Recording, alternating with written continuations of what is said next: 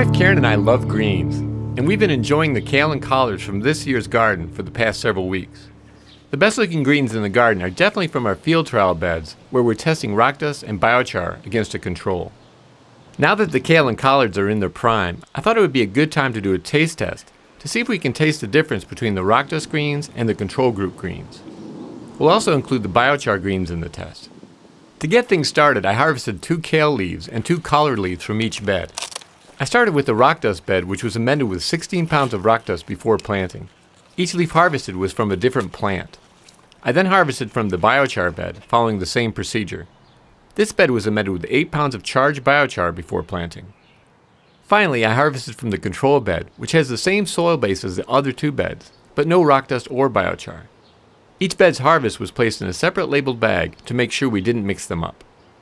For my taste test, Karen first chopped up bite-sized pieces of the 2 kale leaves from each group and put them in takeout containers with a label indicating the group on the bottom of each container. She then gave the containers to me without my knowing which was which or being able to see the labels on the bottom. I then tasted the kale from each container and attempted to rank them according to taste. So I sat down in the garden and started sampling the kale from the different groups. I drank water between each sample to cleanse my palate. Though I admit I was skeptical about the claim that rock dust improves the flavor of greens.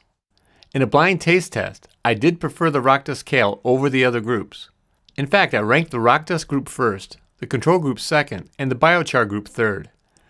All groups tasted very good, but the rock dust group had a milder, sweeter flavor, while the biochar group was more bitter.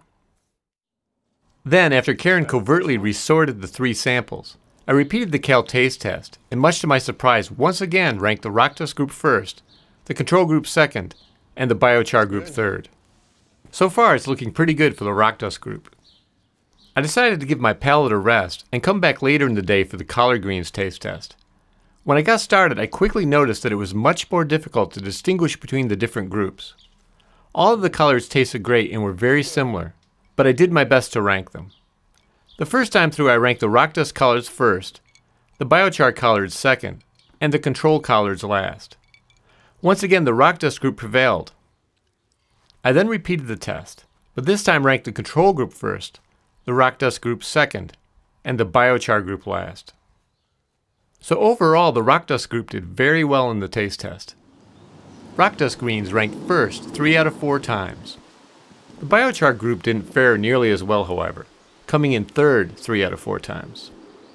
After this taste test, I'm much more inclined to believe that there may be something to the claim that rock dust improves the taste of veggies.